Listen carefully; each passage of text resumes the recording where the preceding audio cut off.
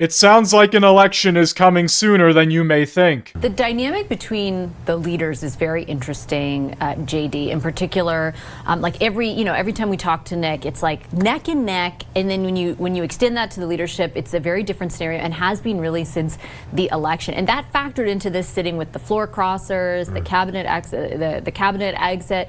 If you look back at the last number of weeks, what's the headline out of this sitting for you? Well, I think if we look in this past few weeks, I would say that the willingness to cooperate or to make compromise has evaporated. And that, to me, is significant. And that opens the door to me for a spring election. Because if vote of confidence will take place in the coming months, the Conservative Party will have voted on whether Mr. Poilievres is the right leader for them. And we'll have a new leader on the NDP. So, and we saw that Elisabeth May has some regrets now voting in favor of the budget. So, willingness to compromise, it's over. And I think Mr. Carney is a bit responsible for that because his budget was take it or leave it. And no negotiations, no talks. So that means that people are, camping on their positions and not opening dialogues. That leads to me that maybe this will happen sooner than we think. Steph, it's interesting because the when it was a take it or leave it thing for the budget itself, there was something kind of powerful about the fact that they did that in that moment and were able to succeed. But to JD's point, the implications further down the road are much more problematic.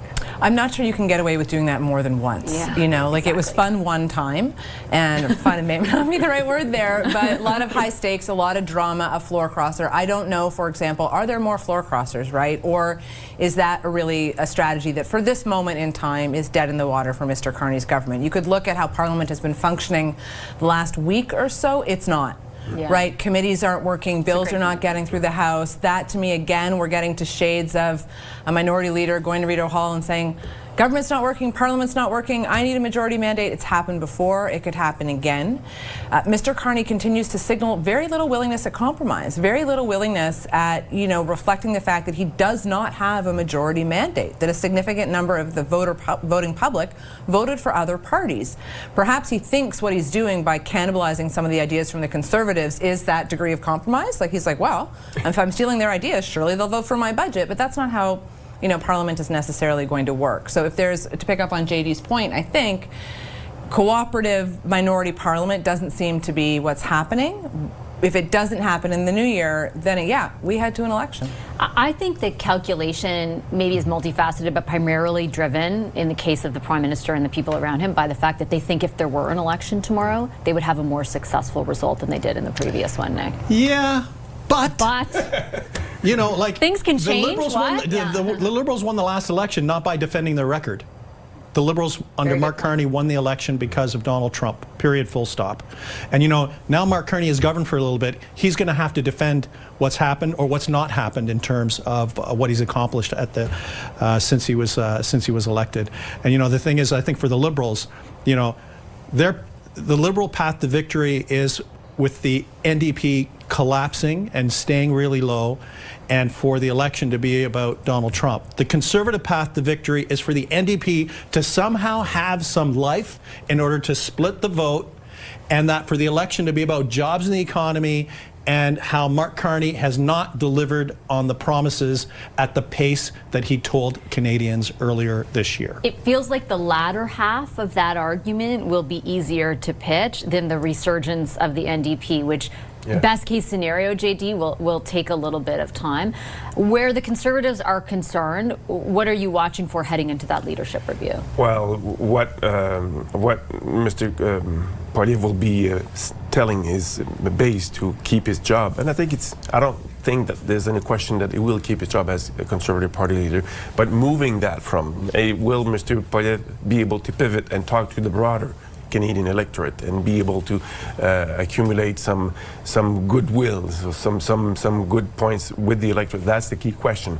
And going back to what the poll of Imminent is saying, the gap between Mr. Poilievres and Mr. Carney as best Prime Minister is so big that he will need some time to build on that and try to reduce that gap. It may take a few more than a few weeks to do that.